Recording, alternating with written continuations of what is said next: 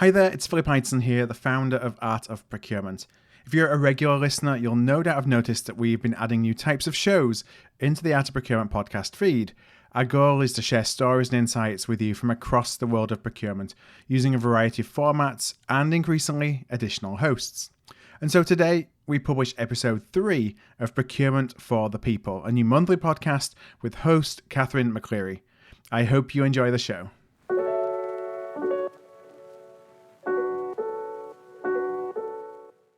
Hello and welcome to Procurement for the People. I'm your host, Catherine.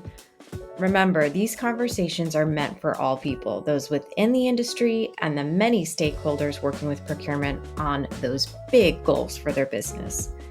This episode specifically speaks to the C-suite, and you're going to love whose voice it is. The one, the only, Dr. Elouise Epstein. She gives us all the Scorpio energy when she tells us what is and is not digital. And get ready for some bombs. You know the doctor does not hold back. Enjoy, friends. Name 3 things you love about RFPs. Nothing. I mean, we respond to a lot of RFPs. Every time I see an RFP come in, I just groan. It's like, oh my goodness, are we really doing this again? And it's not that I'm okay putting in a bid, submitting a bid, but what I really hate is it feels like every time we reinvent the wheel in our response, and we do that because the questions are framed in a way. I mean, most of our clients know us and they know our competitors. So it's not like we're new and like you need to solicit a whole bunch of information from us. It's just like, let's do the bid sheet, what it's going to cost, what our scope is, what our approach is. We can do it in 3 pages. But we are submitting a proposal this afternoon, which is for a fairly straightforward scope. I think our deck, when I signed off earlier, was like 80 pages. I mean, and it starts with the RFP design and it gets into our response. And because nobody wants to listen to me say, why don't we just submit like 3 pages of our best material and be done? Because I don't know who's going to read 80 pages on the client side. And I certainly can't read 80 pages of what we're submitting. So I feel like we're Congress. You'd think that everybody's beyond that once you get to that point where you know them, you know their competitors. Right. Exactly. Let's just scope it out. Right. Just let's get very narrow, very precise and be done. And I don't know why we overcomplicate. I know why we as consultants overcomplicate it because it feeds us. But on the buyer side, it's like, just make your lives 10 times easier. We could unfortunately talk about that for too long. And part of our conversation will probably touch back on that. But for people that aren't familiar with you, just give us a little background on Kearney and what you do there. So I'm a partner at Kearney, and Kearney is a global management consulting firm. And our area of expertise is operations, or at least we're known for it. Historically, we sort of we like to say we invented strategic sourcing and a lot of the frameworks that emerged in the late 90s. We do own patents. I don't know if that's a little overstated or not. It's a little self-aggrandizing for me, but the fact is we have many, many decades now of doing this kind of work, and that's who Kearney is. We're global, and then I work in our. I do sort of end-to-end supply chain from a digital point of view, along with thought-provocative, future-looking trends and topics and being a catalyst for change. And so I'm based in San Francisco in our office here. And so um, I work with executives, heads of supply chain and procurement, and those tend to be my clients, our clients, along with the rest of the C-suite. And for those that don't know, I have written. I've co-authored one book. I just wrote another book last year, and so I like writing and speaking about this topic. Yeah, just a minor, book called Trade Wars, Pandemics and Chaos. Did I get that right? I got that right. Yeah. Yeah. It's funny. I have to look too. I put a copy of the book on my desk because I kept forgetting or I transposing the words. And I thought that'd be super embarrassing if I got the title of my own book. So I have it like within a stone's, like I can just pick it up at any time but I can casually glance over and double check, make sure I got it right. Yeah. I should do the same. Put mine in visibility. The main title though is pretty easy. Yeah. And let's pivot right into what you said about digital procurement. Digital transformation is something that many procurement teams are going through, have been through, are planning to go through. As we know, it can be overcomplicated, and everybody's got a different definition. So for those that know, those that think they know, and those who have no idea what we're talking about, explain digital transformation to me like I'm 5. Okay. So I want to start with just digital. Let's just talk about the digital part and specifically related to procurement. That is taking technology, data, and analytics and using it to enable the business to create supply and demand or to value by using those by leveraging what you buy to create change or to create value. So that's what digital is. That's what digital procurement is. And then the transformation part is to move to what I call the 21st century, where we are living in the digital revolution. And I know that sounds exotic, and I don't mean it exactly that way. It just means we used to use, again, I'm an 80s child. I grew up with phones with rotary dial, with then digital buttons that you'd push, and VCRs and phone books. And it's moving away. So the digital transformation is really moving away from analog technologies and processes like phone calls and printed paper, and moving to make use of all these digital technologies that accelerate the intake and dissemination of information, and that enable bidirectional collaboration versus what like we're doing right here, where I can see you, I can hear you, you can hear and see me, versus putting out something in the newspaper that everybody sees or some people see tomorrow. And so it's speed, it's the reduced complexity, and the access to information at your fingertips. There it is. And what is the most common misconception that you have seen about digital transformation from a C-suite level? Like, is there something that executives say they want or expect, and then have the completely wrong idea of what they're actually asking for? Yes, well, I think that's pretty common, and I think a lot of executives don't understand. Like, a lot of executives are my age or older, so unless you've really pushed yourself, a lot of this is evolving faster than most of us can keep up. Even I find it, I'm a futurist, and I find it difficult to keep up with the pace of change. I can't imagine somebody that's running a Fortune 500 business trying to keep up too.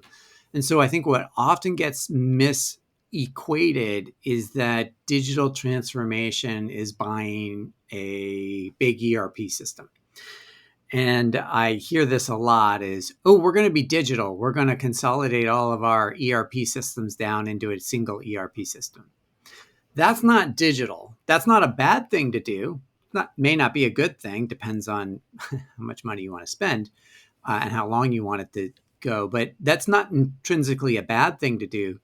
But it's not digital. Digital is a way of operating. It's a way of being. It's a way of challenging what you do and trying to do it much more efficiently and accurately even, which I know it's not one-to-one, but that's the goal. That's the hope.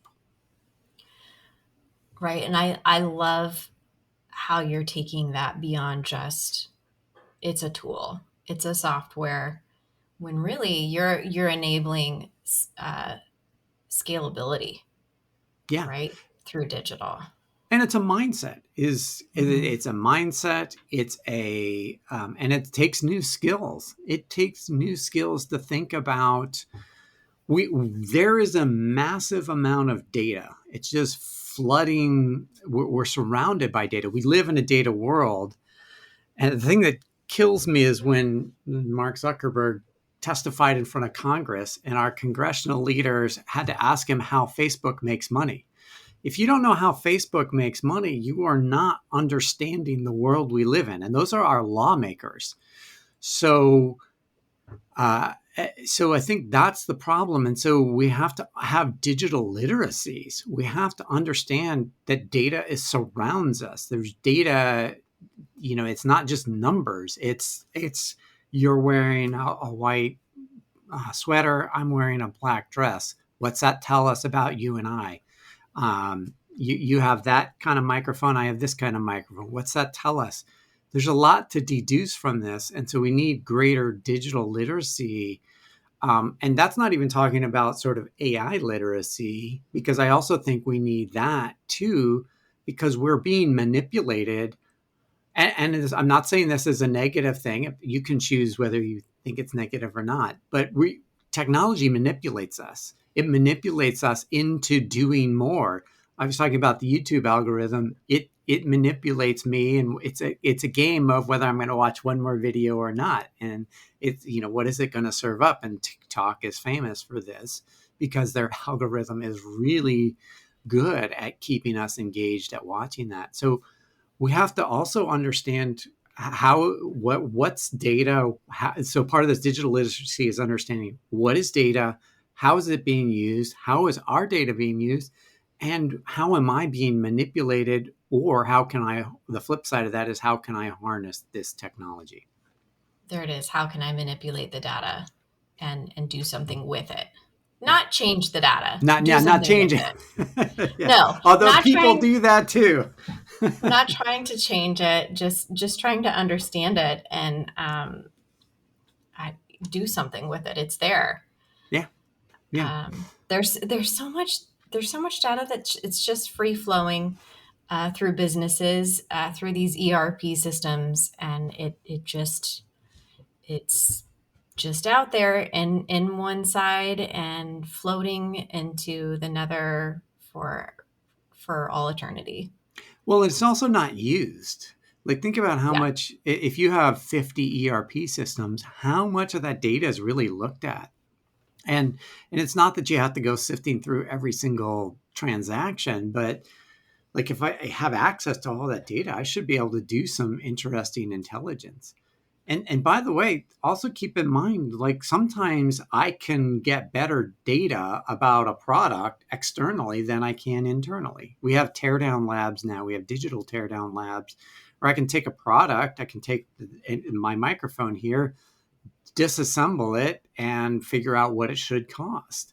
I don't need the product engineering specs. In fact, I could take this and re-engineer a better microphone based on the one that I have here. And that's an amazing amount of intelligence out there. I want to know what tool you're using for that, where you can rebuild a new product.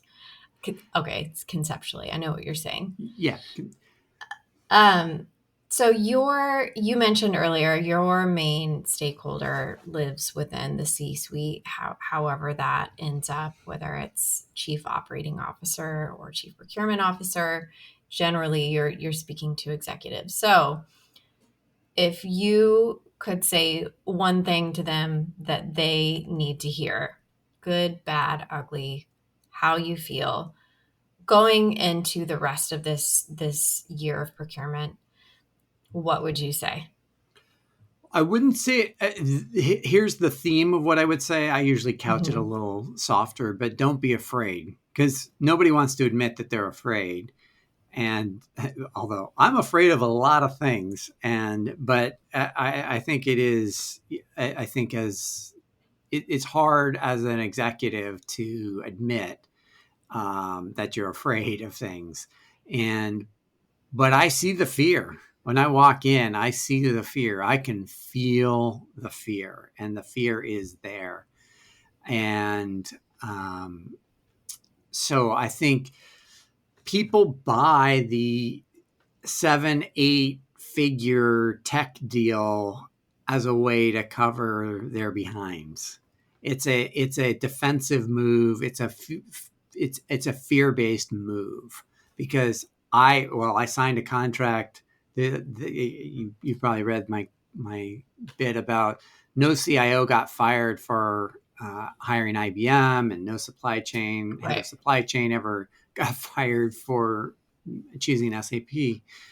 And on the surface, those are true statements, but they're also, doesn't mean you succeed. It just means you don't get explicitly fired. You might get pushed out, or other things might happen, but it does not guarantee success.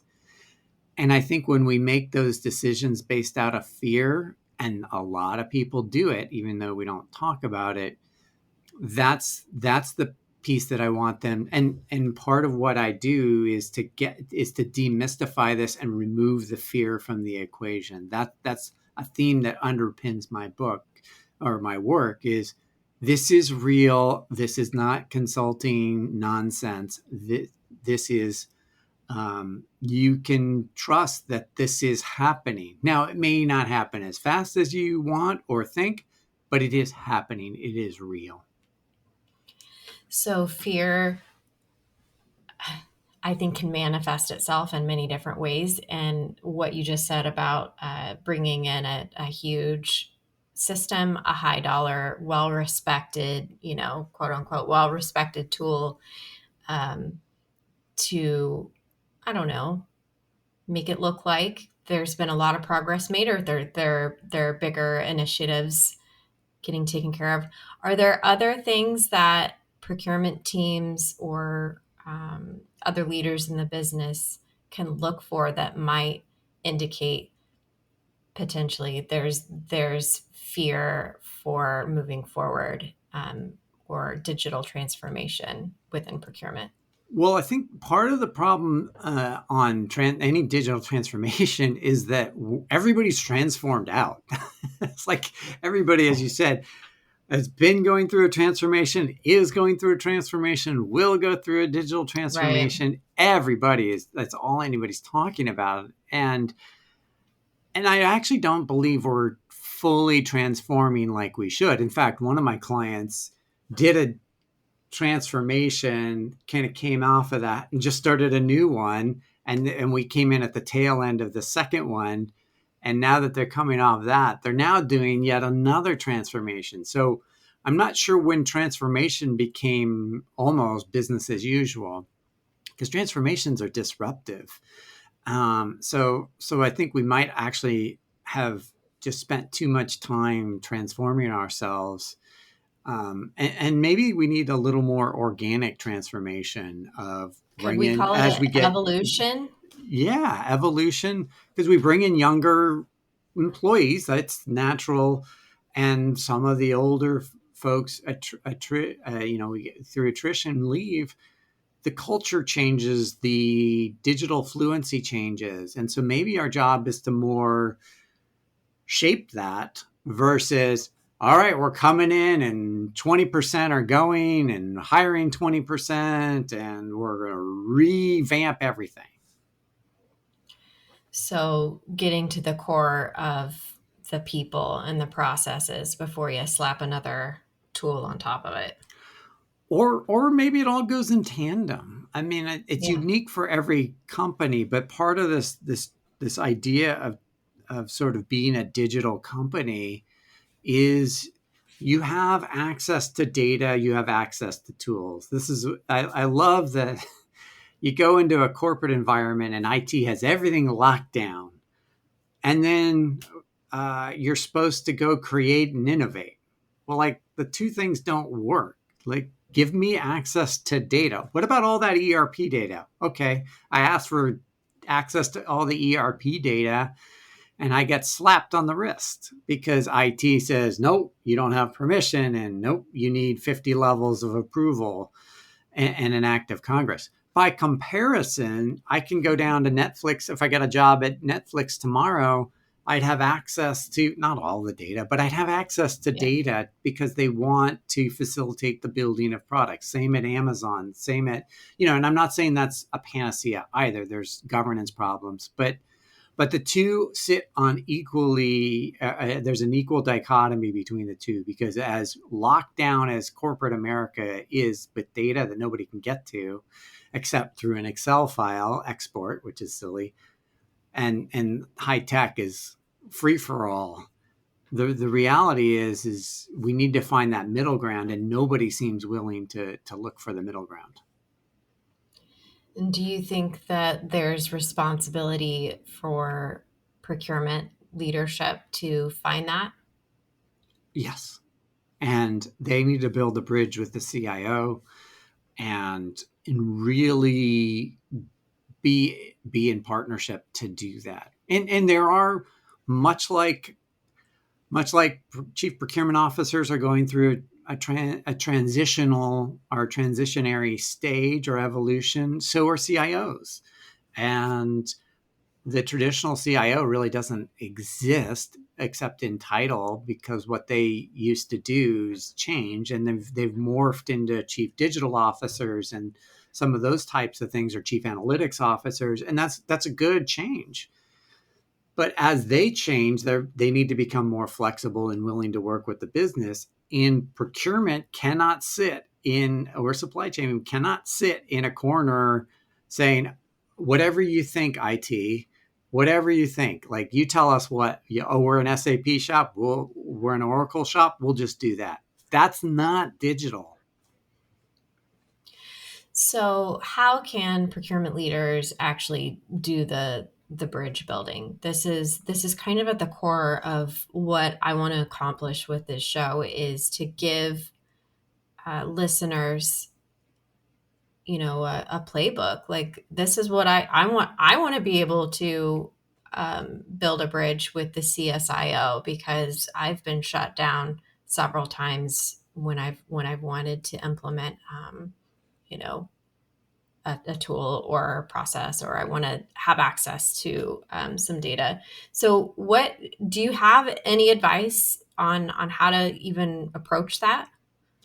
Yeah, I mean, there's a few ways to do this. Of course, CIOs hate me, so maybe I'm not the best person to answer this, but because I challenge them and call them out on being inadequate as well, or unwilling to change and become digital. Right? We're all going to be digital now, right? So so step up. Let's put your money where your mouth is. The reality is, in procurement and supply chain, as evidenced by the last 2, if not 4 years, a company's shareholder value is tied directly to what we do in procurement and in supply chain, very much like it is on marketing and sales. You don't send marketing and sales out with,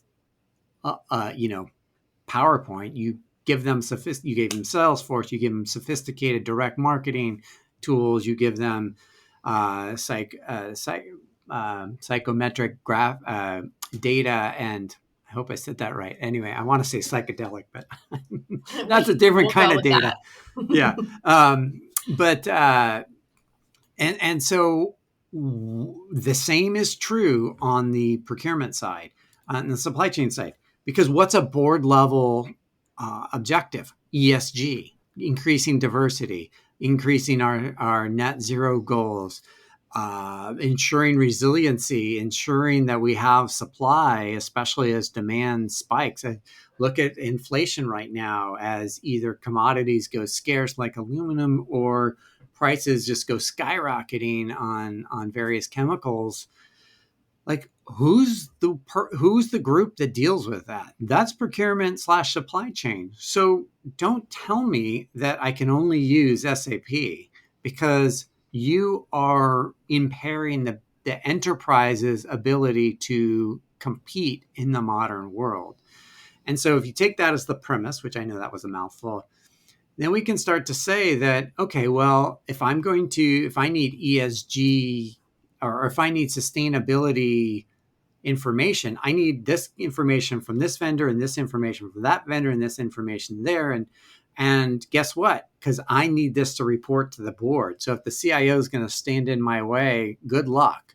If we're gone negative on share price, or our share price is suffering because our commodity prices have shot through the roof, then I need to bring tools in to help me with that, with costing and with bidding. And so eventually we can make the business case across the entire procurement value chain.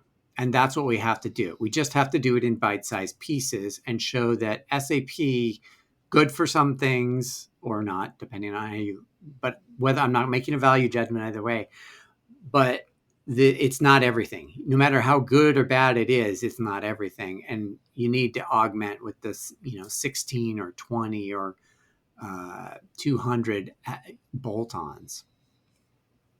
And we could go through another hour of talking about your spider chart and the new architecture of a tech stack.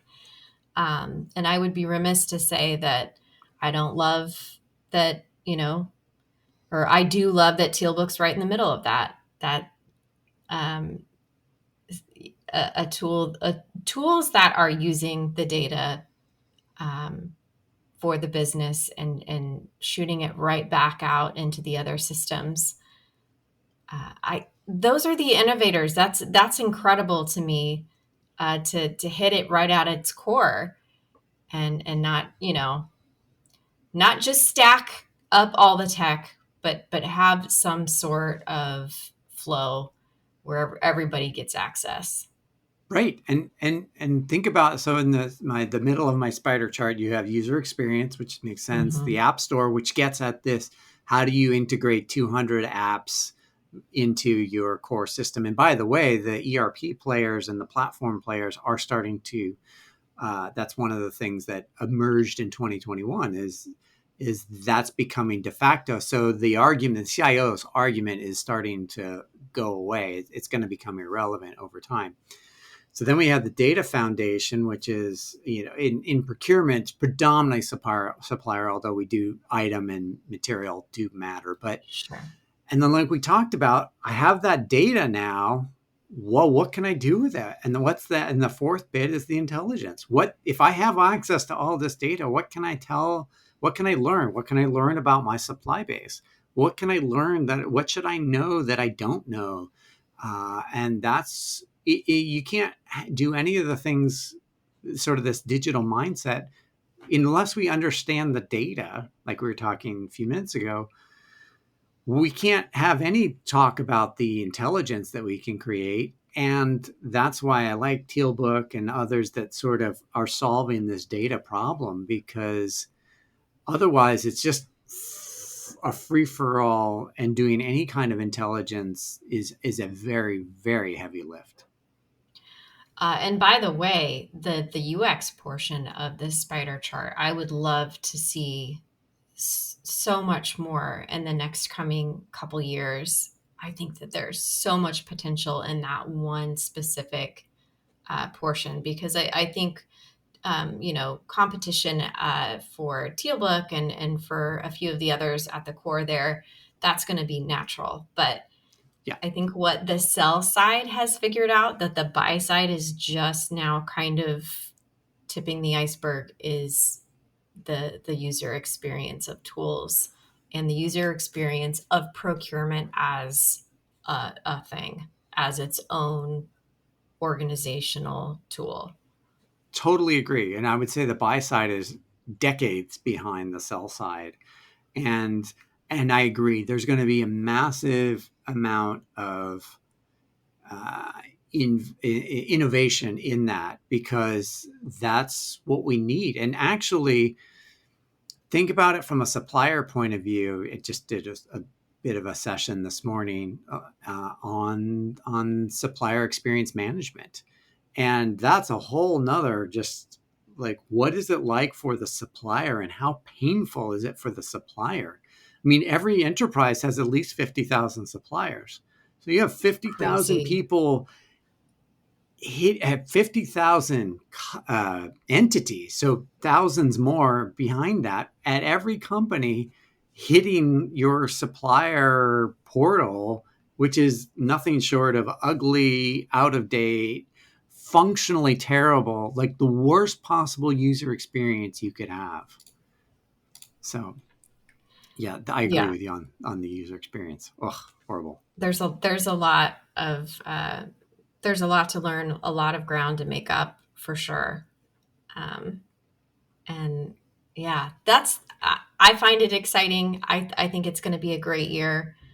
I kind of like sit and wait for what's the next technology that's going to pop up that's solving another problem, and how does it work in the entire picture. I, that's what I love to watch and see. Yeah, and I think we have seen a ton of that. And I try to track it and categorize it at least loosely. And I think we've seen amazing innovations for category specific solutions. Like, there are some really interesting category specific solutions. The nuance in sourcing solutions, where we have ones that do really advanced optimization for sourcing complex, or for really difficult, like transportation or packaging, all the way down to automated tail spend and just day-to-day optimization and just better one-off sourcing. Like, we have that nuance that we didn't have before. And then it was getting to risk management and ESG. The proliferation of solutions is ridiculous. It's coming so fast and furious. And then there's just other pieces. We're going to see a whole nother, and I was contemplating this before and after my session today, is like, there's going to be a whole host of supplier experience management tools. There are some, but they're sort of SRM, and some of them are information management and performance management. We're going to see this huge explosion. We could see our own whole spider map on just supplier enabled tools. And I think that's really fascinating to see, because it all comes back to the supplier and really how we engage with them. Do you think that we're going to go through another phase of acquisitions now that there have been so many point solutions covering categories? Do you think we're going to go through another renaissance where new suites are built based on some of these guys teaming up? I get asked this question all the time. I don't think so. I lived through it in the early 2000s. I lived through it in the 2010s.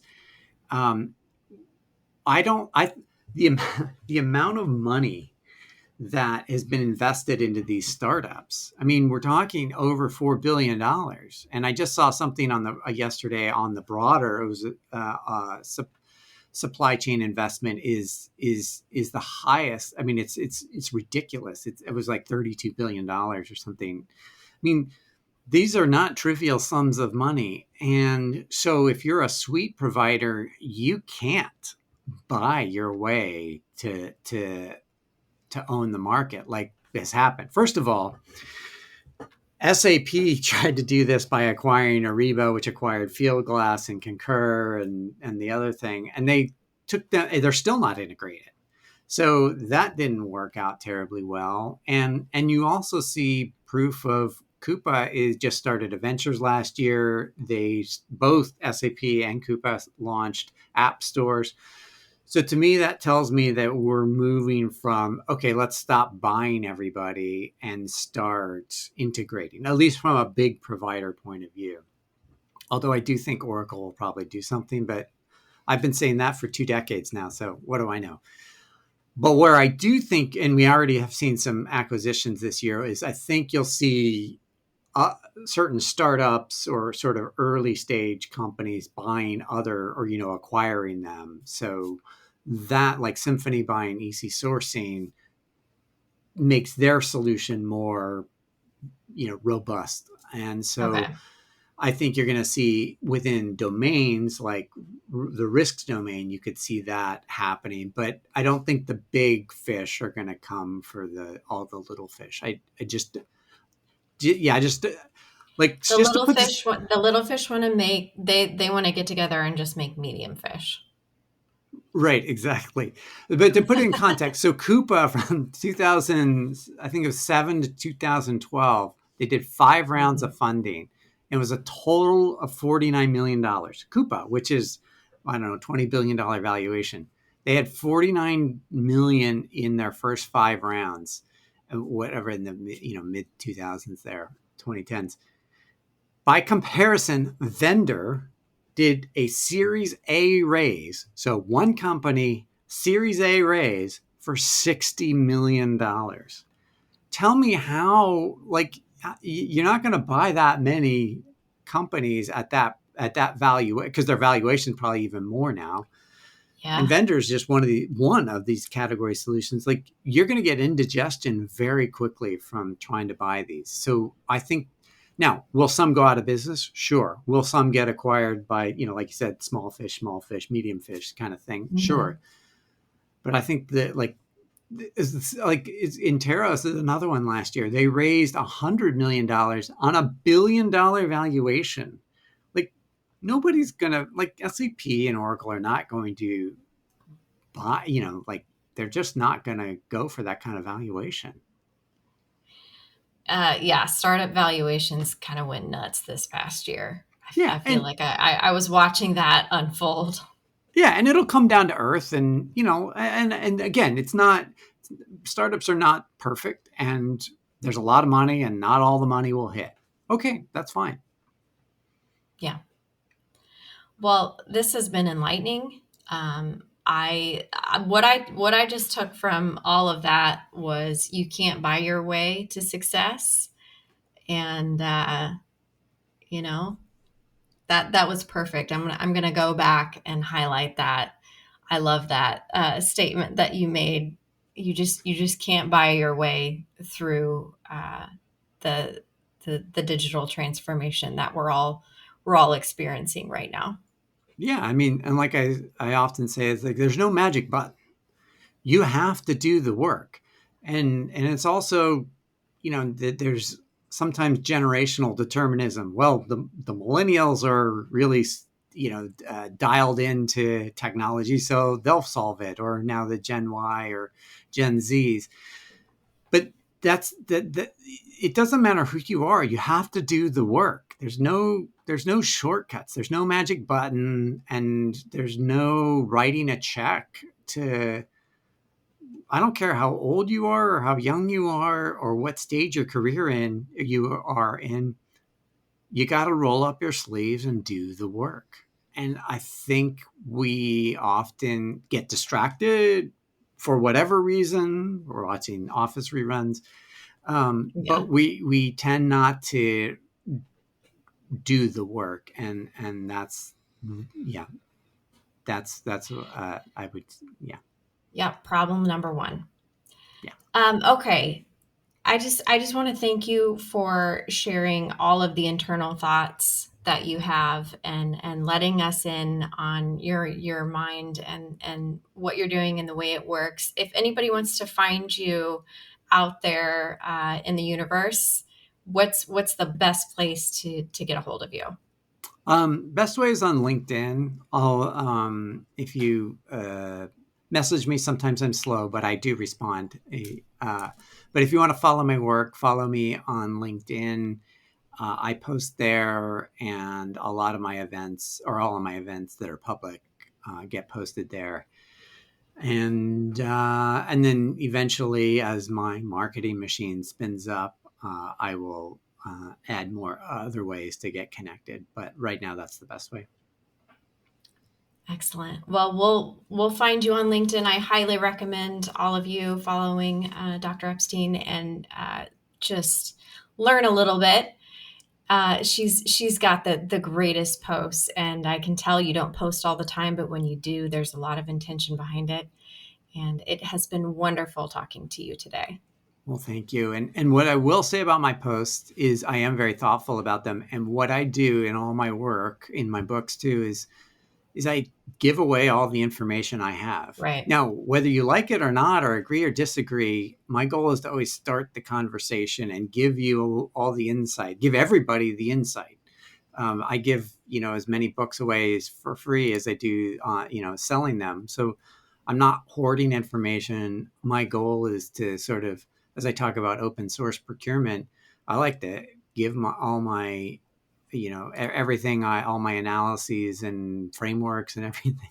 I don't think Carney is quite caught on that I give all my stuff away for free, but because I want us to grow in this digital realm. And so my posts are thoughtful for that very reason, because I really do want to make sure that the content I'm putting out is useful to everybody. I love it. Well, thanks for coming on the show, Procurement for the People. And as always, you certainly showed up for everybody. And until next time, I wish you the best with everything coming up with. I don't want to ruin the surprise, but you've got a lot in the works, and I can't wait to see what you do this year. Well, thank you. And thank you for having me. It's always a pleasure talking to you. I told you Dr. Elouise would not disappoint, and she really hit home with the concept of open sourcing procurement. I love that. That is what we are here for. And the next conversation is so incredibly important as well, and it's worth having more often, as much as we can, in procurement about diversity and inclusion. Jason Roberts will be sharing his own personal experiences in corporate finance and how it led him to create his own platform for diverse suppliers. This is probably my most favorite conversation so far of this series. Sorry, previous guests, but this one blew it out of the park, and I can't wait to share it with you. But remember, till next time, procurement is for all the people.